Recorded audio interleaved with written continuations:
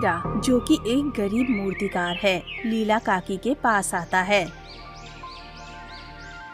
अरे लीला काकी, क्यों इस गरीब के पेट पर लात मार रही हो?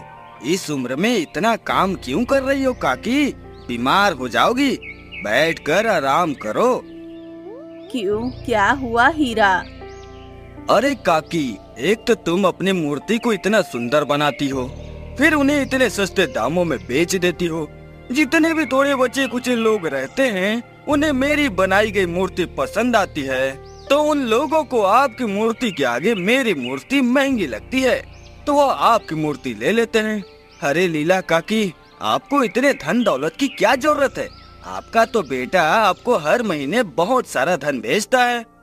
देख हीरा, मैं मूर्ति धन के लिए नहीं बनाती, बल्कि मुझे मूर्ति बनाना अच्छा लगता है और मैं मूर्ति को बड़े प्रेम भाव से बनाती हूँ। तू मूर्तिकार तो मुझसे भी अच्छा है, पर ज्यादा धन के लालच में तू अपनी मूर्ति को जल्दी जल्दी बनाता है। यही कारण है कि तेरी मूर्तियाँ अच्छी नहीं बनती।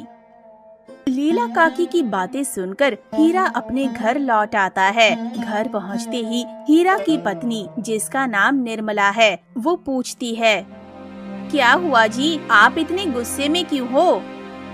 बुढ़िया का दिमाग खराब हो गया है। मैंने अपनी बात उसको बताई तो कहती है कि मैं ज्यादा धन की लालच में मूर्ति जल्दी जल्दी बनाता हूँ, इसलिए मेरी मूर्ति सुंदर और अच्छी नहीं बनती है और इसी कारण से मेरी मूर्तियाँ नहीं बिकती है। अरे कोई बात नहीं जी, वो आपकी दोस्त की माँ, उनकी बातों को इतना नहीं सोचो, वो आपसे बड़ी हैं। दोस्त, उसका तो नाम मत लो मेरे सामने। खुद तो पढ़कर दूसरी जगह चला गया काम करने और मुझे यहाँ अकेला छोड़ गया। दोस्त नहीं, दुश्मन बोलो उसको मेरा।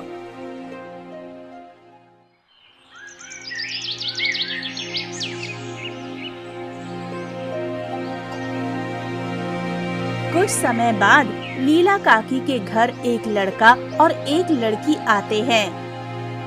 बेटा, तुम दोनों कौन हो? माँ जी, मेरा नाम गोपाल है। और माँ जी, मेरा नाम परी है।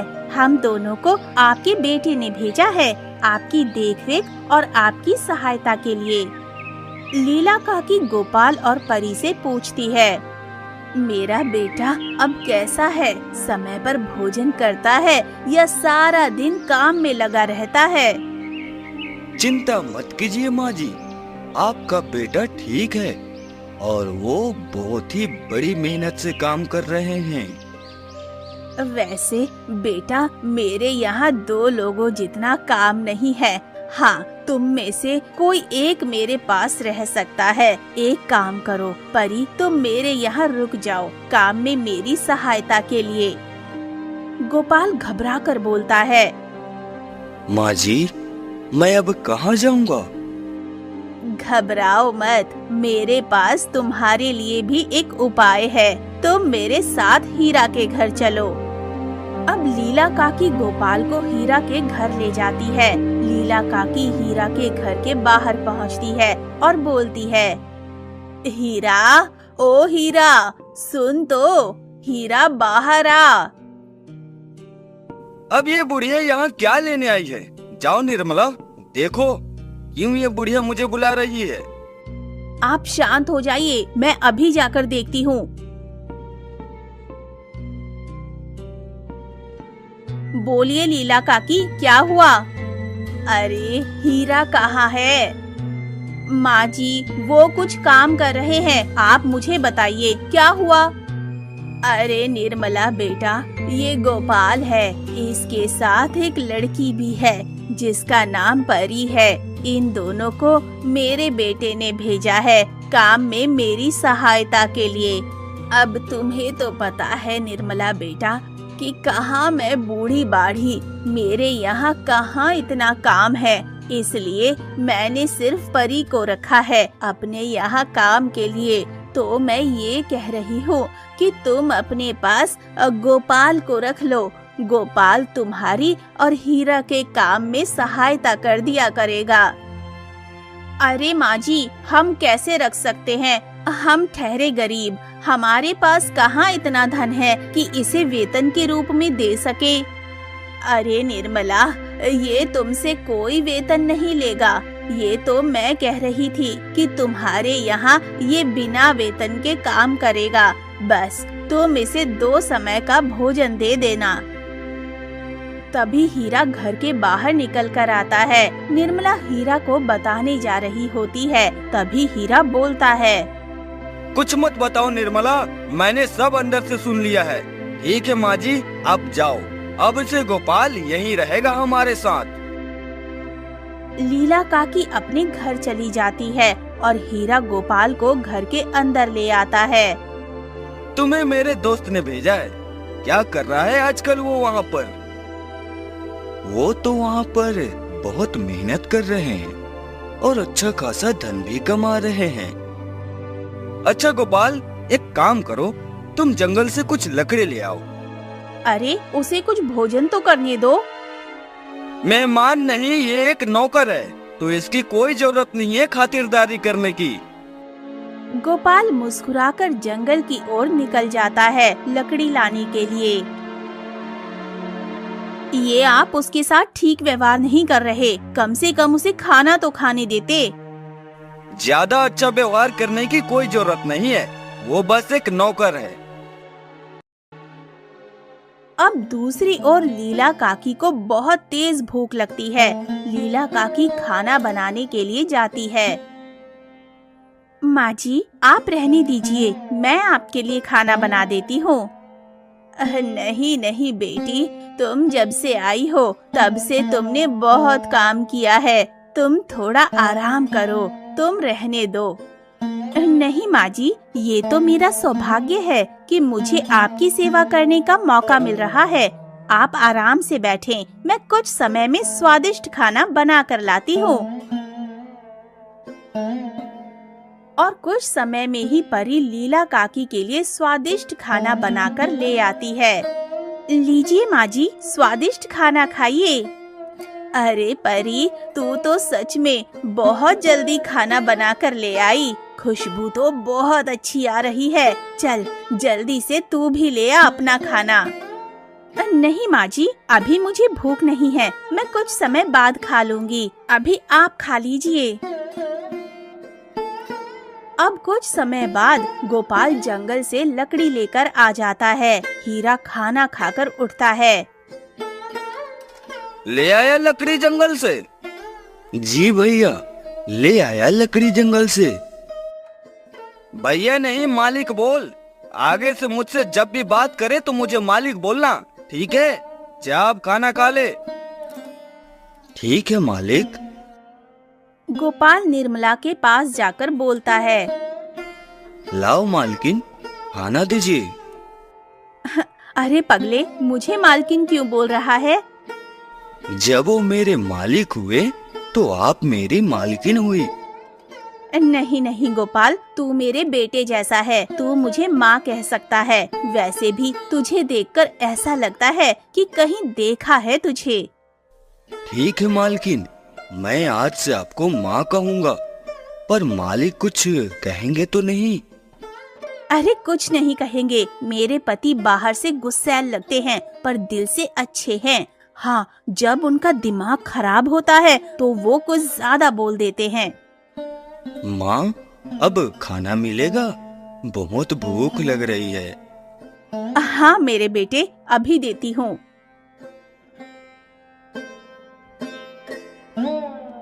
खाना खाकर गोपाल निर्मला से पूछता है, माँ, आप लोगों के यहाँ इतना रूखा सूखा सा खाना क्यों बनता है? मालिक तो एक बहुत अच्छे मूर्तिकार है, आप तो धनवान होने चाहिए। ऐसा नहीं है गोपाल, हम एक गरीब मूर्तिकार के परिवार से हैं और अब तो हमारी बनाई हुई मूर्तियाँ भी नहीं बिकती हैं। अच्छा, मालिक इसलिए गुस्से में रहते हैं क्योंकि मालिक की बनाई गई मूर्ति नहीं बिक रही है? नहीं गोपाल, उनके गुस्से का एक और अहम कारण है। हमारे परिवार में एक रिवाज है कि हम 11 साल में अमावस वाले दिन जो घर का मुख्य मूर्तिकार होगा वो बड़े प्रेम भाव और मेहनत से उसे बनाकर देवी माँ को भेंट करेगा। पर इस रिवाज की एक अहम बात ये है कि जो मूर्तिकार इस मूर्ति को बनाता है उसे ये मूर्ति जमीन पर नहीं रखनी होती है। अगर मूर्ति गलती से जमीन पर रख दी जाए तो वो मूर्ति अशुद्ध मानी जाती है। हर बार की तरह मेरे पति ने मूर्ति को बड़ी सावधानी पूर्वक बनाया था। उन्होंने मूर्ति को बनाकर एक मेज पर रखा था। जाने अनजाने में एक चिड़िया ने मूर्ति को नीचे गिरा दिया। मूर्ति टूटी तो नहीं पर अशुद्ध हो गई थी। ये सब देखकर हीरा बहुत दुखी हुआ। तभी से हीरा का ये मानना है कि देवी माँ हमसे रूठ गई हैं। इसी कारण से हीरा का मनोबल भी टूट गया है। उन्हें लगता है कि देवी माँ हमसे नाराज हैं, इसलिए हमारी मूर्ति नहीं बिकती है। बस इतनी सी बात है? तो आप लोग आने वाली अमावस्या को देवी माँ को अच्छी तरह से मना लेना। नहीं गोपाल, ऐसा नहीं हो सकता, क्योंकि 11 साल में आने वाली अमावस अभी तुम्हारे आने से कुछ समय पहले ही गई है। अब आने वाली अमावस 11 साल बाद आएगी। जब तक बहुत समय हो जाएगा, तब तक मैं रहूं या ना रहूं। माँ, आप ये कैसी बात कर रही हो? सब ठीक हो जाएगा। बाहर जहाँ पर हीरा की बनाई हुई मूर्ति रखी होती है, वहाँ पर एक जादुई उड़ती हुई शक्ति आ जाती है और मूर्तियों के ऊपर मंडराती है और गायब हो जाती है। सुबह होते ही हीरा गोपाल को नींद से उठाता है और बोलता है, अब उठ जा कामचोर, क्या सारा दिन सोता रहेगा? जी मालिक, क्या काम है मेरे लिए सुबह सुबह? तभी बाहर से एक बाबा की आवाज आती है। भगवान सबका भला करे, लेकिन सबसे पहले तेरा करे। बाबा, मेरे पास आपको देने के लिए कुछ नहीं है। बच्चे, मैं तेरा चेहरा देखकर बता सकता हूँ, तू बहुत परेशान है। हाँ बाबा, मेरे घर में धन का नामो निशान नहीं है। जो धन था मेरे पास, अब तो वो भी खत्म हो गया है और ना ही मेरी मूर्तियाँ बिक रही हैं। इसका एक उपाय है बच्चे। हमें हाल ही में कुछ समय पहले ज्ञात हुआ है कि लगभग 101 वर्ष में सिर्फ एक बार 2 नक्षत्र आपस में मिलते हैं तो पृथ्वी पर दिव्य वर्षा होती है। अगर इस वर्षा का पानी किसी ऐसे कुएं में गिरे जो लगभग 200 सालों से अधिक पुराना हो, तो उस कुएं में जो भी व्यक्ति अपना कुछ सामान डाले तो उसमें भी जीवन की आस जग जाती है। कुछ मांगो तो उस व्यक्ति की इच्छा भी जरूर पूरी होती है। तभी उसी समय गांव का एक व्यक्ति, जिसका नाम मोहन लाल होता है, हीरा के घर पर आता है और कहता है, अरे हीरा, सुबह सुबह यहाँ इन बाबा के साथ क्या कर रहे हो? तभी हीरा बाबा की सारी बातें मोहन लाल को बता देता है। अरे हीरा भैया, ये सब ढोंगी बाबा होते हैं, इनकी बातों में मत आया करो। ये सब झूठे होते हैं। ऐसा दिव्य शक्ति जैसा कुछ नहीं होता। मुझे तो लगता है ये बाबा भी तुम्हें पागल बना रहे हैं। मुझे तो नहीं लगता मोहनलाल, मुझे तो कुछ सच्चाई लग रही है इस बात पर। तुम ऐसे नहीं समझोगे हीरा। रुको बाबा, बताना जो आपने बताया है वो कब होगा? मतलब वो दिन निकल गया है या आने वाले समय में होगा? बच्चे, मुझे इसके समय का अनुमान नहीं है, ये कब होगा या ये हो चुका है। देखा हीरा, ये बाबा जिन्हें समय ही नहीं पता कि ये कब होगा, या इन्हें ये भी नहीं पता कि ये हो चुका है। हीरा, ये सब ढोंगी होते हैं। मोहनलाल गुस्से में बाबा से बोलता है, ढोंगी बाबा, बता क्यों तू हीरा भैया को पागल बना रहा था? मुझे लगा कि ये सब बताने से बच्चे के मन में जोश जगेगा और प्रसन्न होकर मुझे कुछ भिक्षा देगा। तुम जैसे बाबा के कारण हमारे जैसे लोगों को बाबा लोगों से विश्वास उठ गया है। पर मेरी ये वाली बात सच है। तुम मानो या ना मानो। अब तुम निकल जाओ बाबा, इससे पहले कि मुझे और गुस्सा आए। बाबा वहाँ से निकल जाता है। पता नहीं कहाँ कहाँ से आ जाते हैं ढोंगी बाबा बनकर। हाँ मोहनलाल भैया, आप बताओ कैसे आना हुआ आज मेरे घर की तरफ। मुझे आपसे 2 मूर्ति लेनी थी। हीरा मन ही मन बहुत खुश होता है। अभी लाया मोहनलाल भैया। हीरा जल्दी से 2 मूर्ति लाकर मोहनलाल को दे देता है और मोहनलाल हीरा को धन देकर चला जाता है। हीरा जल्दी से निर्मला के पास जाता है। निर्मला, आज मैं बहुत खुश हूँ। इतने दिनों से हमारी एक मूर्ति भी नहीं बिकी थी, आज बिकी तो एक साथ 2 दो।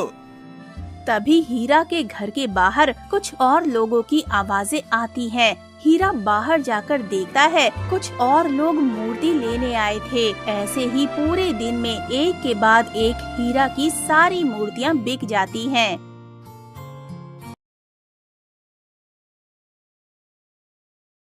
निर्मला, आज का दिन मेरे लिए किसी चमत्कार से कम नहीं है।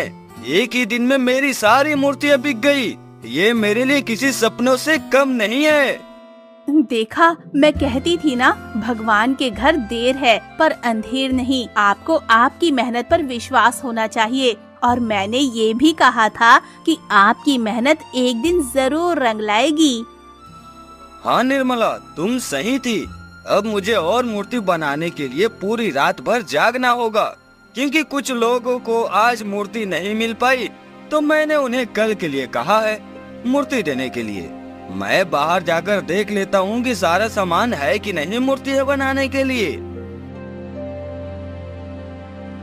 हीरा जैसे ही घर के बाहर आता है, हीरा देखता है कि दूर से एक साधु शांत बाबा मेरे घर और लीला काकी के घर को देख रहे हैं। हीरा साधु शांत बाबा के पास जाता है और पूछता है, क्या हुआ बाबा, क्या देख रहे हो? बेटा, मैं यहाँ से गुजर रहा था कि मुझे यहाँ इन दोनों घरों से कोई दिव्य शक्ति या कोई जादुई शक्ति का आभास हुआ। इतना कहकर साधु बाबा चले जाते हैं। पता नहीं साधु संत बाबा कहना क्या चाहते थे। लगता है ये भी कोई ढोंगी बाबा होगा। चलो छोड़ो, मुझे अभी बहुत काम करना है।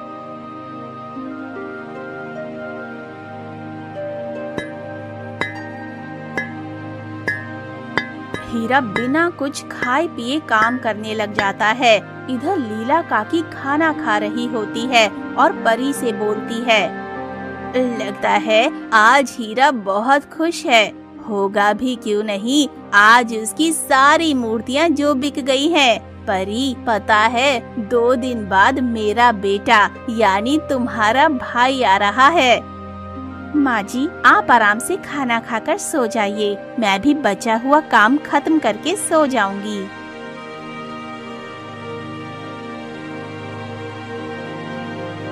इधर हीरा मूर्तियाँ बनाते बनाते सो जाता है। अगली सुबह हीरा की आँख खुलती है तो वो अपने आप को घर में पाता है। हे भगवान, ये मुझसे क्या हो गया? मेरी तो अभी मूर्तियाँ भी नहीं बनी, मैं लोगों को क्या दूंगा? चिंता मत कीजिए, जरा आप बाहर जाकर देखिए। हीरा बाहर जाकर देखता है तो बहुत सारी मूर्तियाँ बनी रखी होती हैं और मूर्तियों के दूसरी तरफ गोपाल खड़ा होता है। हीरा उससे पूछता है, ये सब किसने बनाई? और कौन बनाएगा, ये सब गोपाल ने बनाई है। हीरा गोपाल के पास जाता है। मुझे माफ कर दो गोपाल, मैं तुम्हारे साथ बहुत बुरा व्यवहार करता था। हाँ, आज से तुम मुझे भैया बुलाना। ठीक है भैया। अब धीमे धीमे लोग हीरा के घर पर आने लगते हैं। हीरा एक एक करके मूर्ति बेचता रहता है और गोपाल भी हीरा को काम में सहायता कर रहा था। अब शाम होती है। हीरा और गोपाल सारी मूर्तियाँ बेचकर घर में घुसते हैं। आप दोनों शांति से बैठ जाइए, मैं अभी आप दोनों को खाना दे देती हूँ। आज आप दोनों ने बहुत मेहनत की है। नहीं नहीं निर्मला, आज मुझसे ज्यादा काम तो गोपाल ने किया है। लगता है अब आपका पहले जैसा जोश वापस आ गया है। हाँ निर्मला, आज मैंने गोपाल से ये सीखा है कि खुद पर विश्वास हो तो क्या कुछ नहीं कर सकते। अब सभी लोग खाना खाकर सो जाते हैं।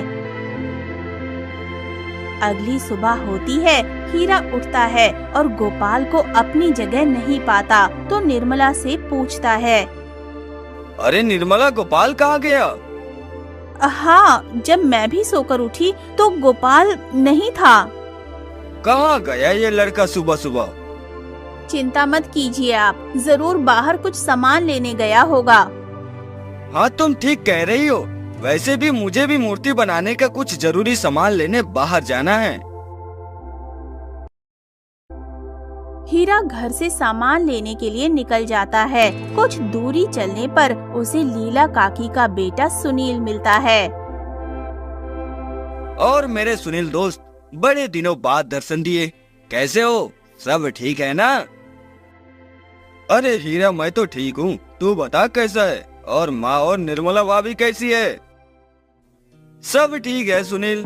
जो तूने हमारी सहायता के लिए परी और गोपाल को भेजा है ना, उनकी वजह से सब खुश है। और गोपाल तो बहुत मेहनती है और मेरी काम में बहुत सहायता करता है। कौन गोपाल और परी? अरे जिन्हें तूने भेजा था।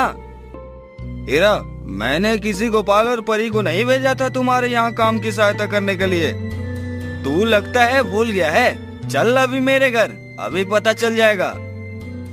हीरा सुनील को अपने घर ले जाता है। सुनील को देखकर लीला काकी बोलती है, अरे बेटा, तू आ गया, कैसा है? मैं अच्छा हूँ माँ, तुम बताओ कैसी हो? तूने जो परी को भेजा है ना, वो मेरी बहुत सेवा करती है। माँ, मैंने किसी परी को नहीं भेजा था। लीला काकी, परी कहाँ है? उसे जल्दी बुलाओ।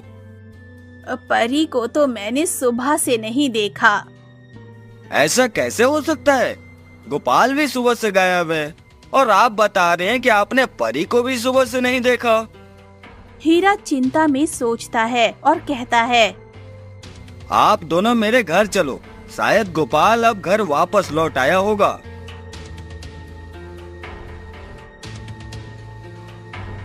हीरा घर जाकर इधर उधर गोपाल को देखता है और निर्मला से पूछता है, निर्मला, गोपाल आया? नहीं, क्यों, क्या हुआ?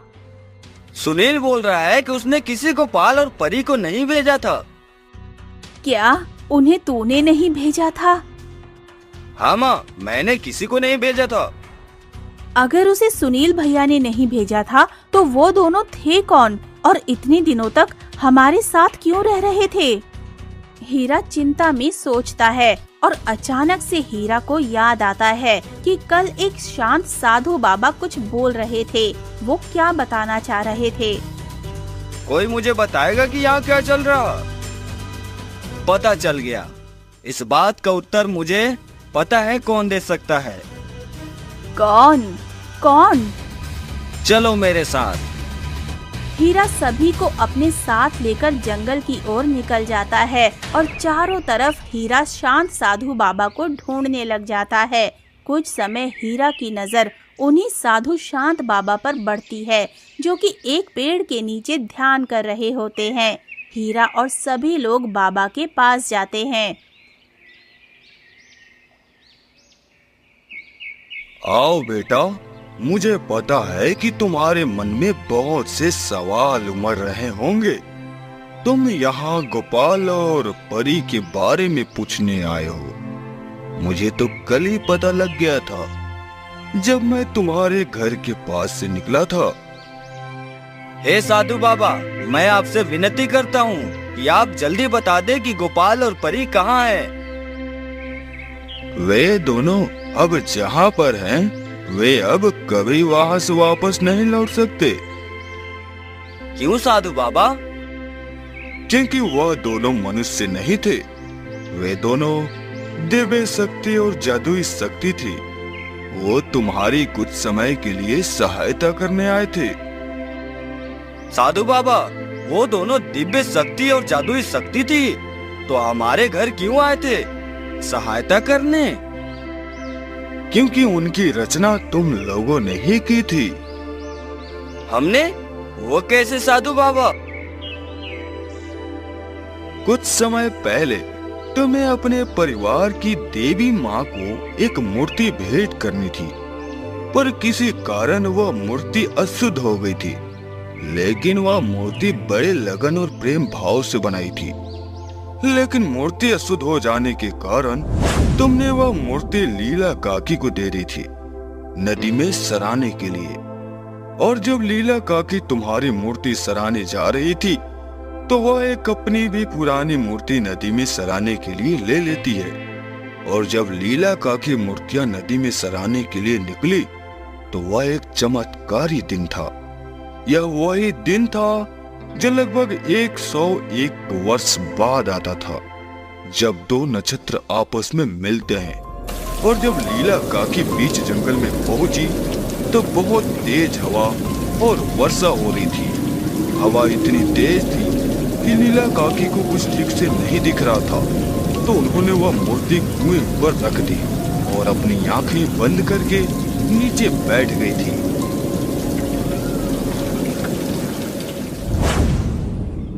हाँ, ऐसा हुआ था। साधु बाबा ठीक बता रहे हैं।